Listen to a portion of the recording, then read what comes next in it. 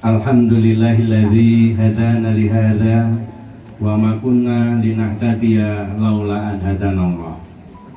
Qala Allah Ta'ala fi kitabil karim, a'udzu billahi minasyaitonir rajim. La in syakartum la azidannakum wa la in kafartum inna 'adzabi lasyadid. Shadaqallahul azim. Alhamdulillah rabbil alamin. Hari ini merupakan hari yang sangat membanggakan sekaligus membahagiakan bagi kita semua, segenap sivitas akademika Universitas Muhammadiyah Buton, warga persyarikatan yang ada di Buton ataupun yang ada di seluruh pelosok Nusantara. Yang terhormat, kita hormati bersama pimpinan wilayah Muhammadiyah Al-Ustadz Kiai Haji Dr. Muhammad Alifuddin MAG,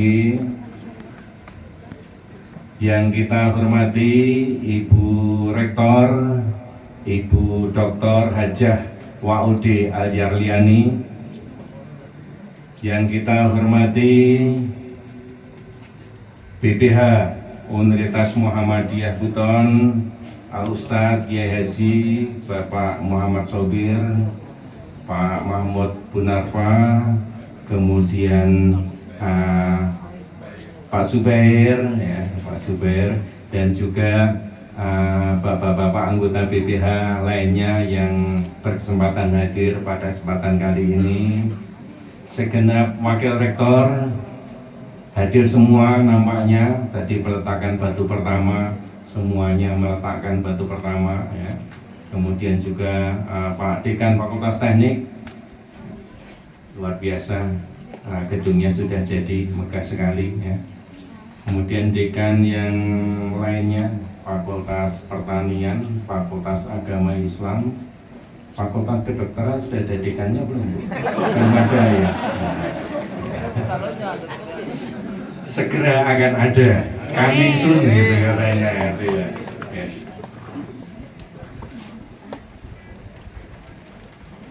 Saya ingin bacakan pantun lebih dulu. Ke Pulau Buton membawa peta, singgah sejenak di kota bau-bau. Gedung megah kini tercipta, tempat ilmu makin bertumbuh. Pagi cerah burung berkicau, terbang tinggi di langit biru. Fakultas Teknik makin maju, mencetak insan berilmu dan bermutu.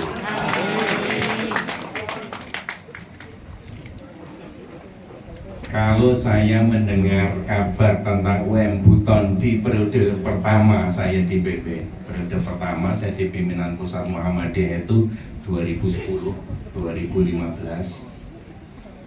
Kabar yang ada pada waktu itu ibarat ilmu geologi, itu selalu ada pergesekan, selalu ada itu untuk menemukan satu kestabilan baru. Ya, waktu itu yang banyak terdengarkan bagaimana bergeser dan lain sebagainya.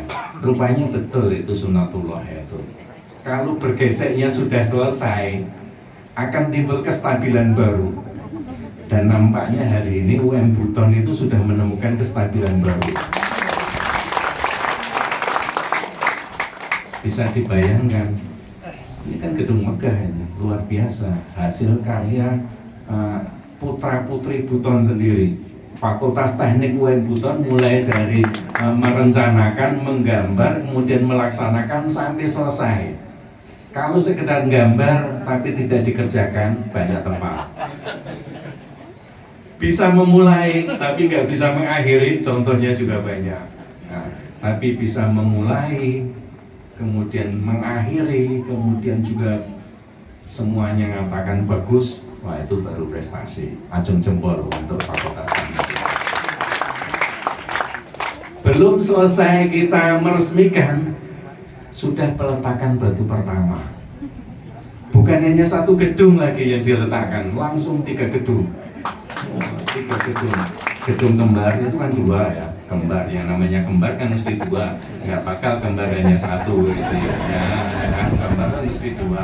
Nah, yang kita tadi peletakan batu pertama gedung kembar, kemudian sama gedung untuk fakultas kedokteran. Luar biasa, satu selesai langsung dilanjutkan tumbuh menjadi 3. Luar biasa ya. Makanya saya kira tidak salah atau saya menyetujui apa yang disampaikan oleh Dekan Teknik tadi itu ya, Pak Ibu Rektor kita ini memang visioner, memiliki visi yang jauh ke depan ya. Ternyata yang dipikirkan, perhatikan kan bukan hanya bangun gedungnya. Gedung jelas ini sudah nampak terlihat ya, nampak terlihat. Ini selesai, bangun 3 lagi. Ternyata secara akademik kan juga diperhatikan. Saat ini alhamdulillah dokter yang dimiliki oleh UM Buton ada 33 ya. Nah, ada 30-an dokter. Dan saat ini masih menyekolahkan 60 lebih yang untuk S3. Sehingga harapannya 2 tahun ke depan, ya paling lama 3 tahun lah itu ya. Ya harapannya nanti kita akan panen dokter. Akan panen dokter. Coba bayangkan 30 plus 60, 90 orang dokter mengampu di kampus Universitas Muhammadiyah Buton. Ini kan sesuatu SDM yang dahsyat sekali. Ini luar biasa, saya kira memiliki pandangan jauh ke depan. Dan mudah-mudahan UM Buton ini juga bisa melanjutkan kejayaan dari Kerajaan Buton. Nah, Kerajaan Buton itu kan hampir 4 abad ya, menjadi pusat peradaban di wilayah Buton dan sekitarnya, Sulawesi dan lain sebagainya, sebagai pusat peradaban. Nah, nampaknya UM Buton itu ingin kembali menjadikan kejayaan Buton sebagai salah satu pusat peradaban yang maju ya di era-era mendatang. Tentu ini sesuatu hal yang patut kita syukuri, bapak-bapak dan ibu-ibu sekalian. Nampaknya warga Persyarikatan Muhammadiyah, warga kampus yang ada di Buton ini kelihatannya sudah kompak, sudah bersatu padu, sudah jarang saya menerima WA. Beda dengan periode pertama, WA itu kencang itu ke saya. Saya periode pertama sekretaris umum, sehingga urusan-urusan mesti masuk ke saya. Sekarang tidak sekretaris umum, tapi ketua yang bidangnya organisasi. Sama juga kalau masalah-masalah yang berkaitan dengan itu mesti masuk ke saya. Tapi alhamdulillah belakangan sudah tidak ada lagi yang WA yang seperti itu. Ini tentu sesuatu hal yang patut kita syukuri. Di samping tadi itu memang kestabilan sudah terjadi karena gesekan-gesekan lama-lama capek juga gitu ya. Hasilnya nggak jelas, hasilnya nggak ada, itu ya capek juga. Tambah lagi UM Buton dipimpin oleh rektor yang visioner, yang bisa mengikat, bisa menciptakan keserasian, keterpaduan di antara sivitas akademika yang ada. Nah, ini memang sesuatu hal yang harus terus kita pelihara, harus selalu kita jaga. Bapak-bapak dan ibu-ibu sekalian, Muhammadiyah, Persyarikatan Muhammadiyah itu kan sebenarnya memiliki tradisi besar. Tradisi besar itu adalah tradisi untuk membangun peradaban yang besar, peradaban yang utama, peradaban yang tidak hanya dimiliki oleh 1-2 orang, tapi memang peradaban yang dimiliki oleh bersama. UM Buton ini, ya, walaupun yang beli tanah itu mungkin Bu Rektor, dibantu WR2 dengan BPH dan lain sebagainya, tapi kalau sudah terbeli, nanti di atas namakan Persyarikatan Muhammadiyah. Begitu di atas namakan Persyarikatan, nggak ada kewenangan lagi untuk menjual, untuk menyewakan dan lain sebagainya, karena kewenangannya beralih ke pimpinan pusat.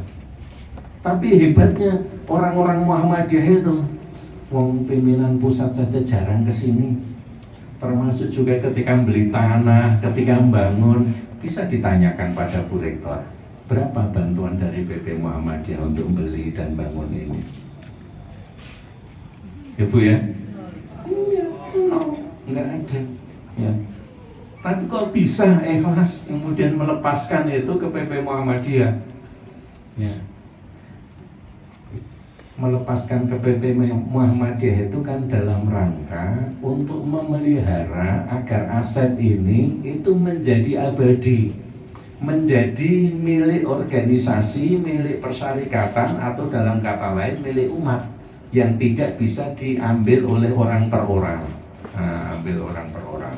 Sehingga karenanya siapapun rektornya, siapapun BPH-nya, aset itu tidak akan berkurang. Aset akan tambah. Beda tempat lain. Tempat lain itu mungkin ganti rektor, ada yang dibawa pulang oleh rektornya. Ya, ganti BPH, ada yang dibawa pulang oleh BPH-nya. Di Muhammadiyah nggak akan bisa seperti itu. Sehingga karenanya akumulasi yang ada di Muhammadiyah ya hasilnya seperti saat ini yang kita lihat.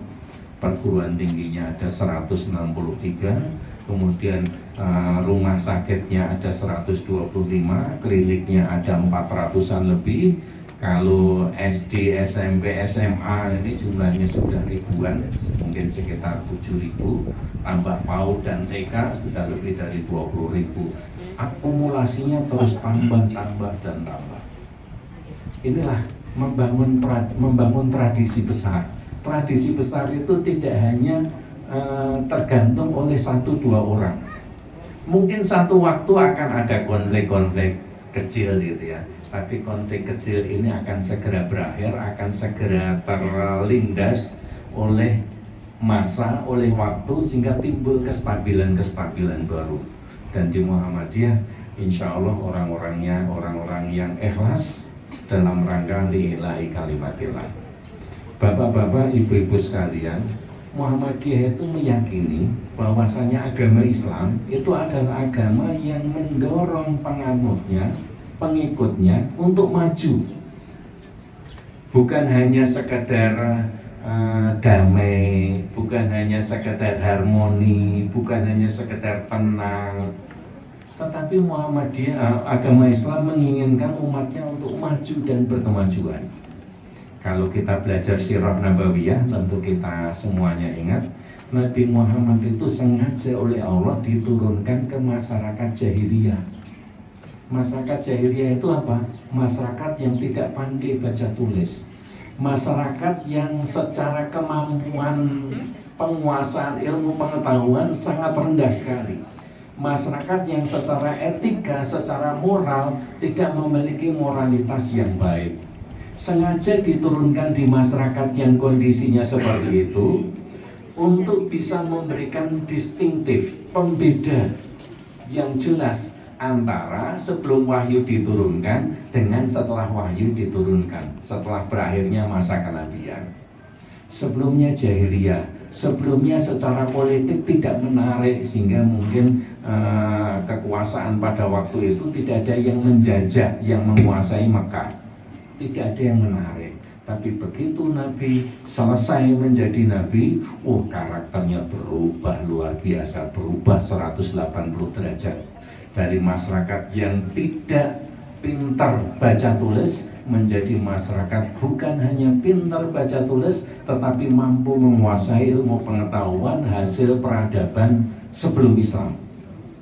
Yunani, Romawi, Persia, kemudian peradaban India, Cina, dan lain sebagainya dikuasai, bukan hanya dikuasai tapi dikembangkan. Begitu luar biasa. Kemudian masyarakat yang sukanya konflik menjadi masyarakat yang bersatu padu. Ukhuwahnya kuat sekali. Karena persatuannya kuat, maka kekuasaan manapun juga yang ada pada waktu itu dilindas, dilibas. Peradaban waktu itu kan di timur ada Persia, kemudian di barat ada Romawi. Dua-duanya bisa dikalahkan oleh umat Islam yang tadi bermula dari masyarakat yang jahiliyah tadi itu. Pembinaan karakter yang luar biasa. Nah, Muhammadiyah meyakini bahwasanya Islam itu adalah agama yang mendorong umatnya untuk maju. Bapak-bapak dan ibu-ibu tentu masih ingat ayat yang pertama kali diturunkan oleh Allah kepada Nabi Muhammad. Ayat apa? Al-Alaq. bunyinya Iqra. Iqra bismi rabbikal ladzi khalaq. Apa makna dari Iqra itu? Membaca. Apa yang dibaca? Mubalik sekarang mungkin akan mengatakan bacalah Quran. Nggak salah itu. Tapi ketika waktu itu, ketika yang diperintahkan kepada Nabi Muhammad, kalau dipahami dengan membaca Quran, salah. Ayat pertama, Qurannya belum ada. Ya, ayat pertama Qurannya belum ada, sehingga karenanya yang dibaca adalah hasil ilmu pengetahuan peradaban umat manusia sebelumnya. Di situ itu ada Yunani, ada Romawi, ada Persia, ada Cina, ada Mesopotamia, dan lain sebagainya. Itu kemungkinan yang pertama. Yang dibaca adalah hasil peradaban sebelumnya. Kemungkinan kedua, tafakkaru fi khalqis samawati wal ardh. Memikirkan kejadian yang ada di alam semesta. Dua-duanya bukan hanya sekedar membaca, tapi membaca secara mendalam. Membaca secara mendalam itu adalah qiraah al-muntijah, bacaan yang produktif, bacaan yang menghasilkan, bacaan yang memberikan solusi bagi kehidupan umat manusia. Apa beda Iqra dengan utlu? Qiraah dengan tilawah sama-sama diartikan menurut bahasa Indonesia dengan membaca. Musabaqah tilawatil Quran itu kan lomba baca Quran. Ya. Tilawah, apa beda tilawah dengan qiraah? Kalau tilawah itu sekedar membaca, mungkin diindahkan bacaannya, ya. Kalau qiraah itu membaca, bukan poinnya bukan pada membacanya, tetapi bagaimana membaca itu menghasilkan pengetahuan, menghasilkan inovasi, dan menghasilkan manfaat yang baru dari itu. Itu Iqra. Sehingga dalam Islam itu sebelum umat manusia diperintahkan, yang orang Islam diperintahkan untuk ibadah yang lain-lain, pertama kali diperintahkan Iqra. Sebelum diwajibkan untuk sholat. Masih ingat kapan sholat itu diperintahkan? Ketika peristiwa Isra Mi'raj. Isra Mi'raj kapan? Antara tahun ke-9 atau 10 setelah kenabian. Nah, sholat itu 9 tahun kemudian setelah perintah Iqra. Nanti puasa lebih belakang lagi, karena puasa itu setelah di Madinah tahun kedua setelah hijrah, berarti lebih lama lagi, 15 tahun kemudian. Artinya apa? Ini kan basis dasar peradaban Islam. Nah, keislaman itu dimulai dengan Iqra. Iqra-nya memang perintah yang mutlak, bacalah. Kalau begitu apa yang dipelajari? Nah, karena perintahnya mutlak, ya apa saja yang bisa dibaca, yang bisa dipelajari. Kalau ilmu itu dilihat dari sumbernya, bisa ilmu dari barat, dari timur, dari utara, dari selatan, dari atas, dari bawah, dan lain sebagainya, semuanya. Kalau ilmu itu dilihat berdasarkan warna, ada ilmu hitam, ilmu putih, ilmu merah, ilmu coklat, dan lain sebagainya, semuanya silahkan pelajari. Tapi ingat, ketika Iqra harus dilanjutkan dengan Bismi Rabbikal ladzi khalaq. Nah, Bismi Rabbikal ladzi khalaq inilah yang mentauhidkan ilmu. Mentauhidkan ilmu itu artinya ketika kita belajar ilmu tadi itu, kita akan semakin beriman dan bertakwa kepada Allah Subhanahu wa Ta'ala. Itu ilmunya ditauhidkan.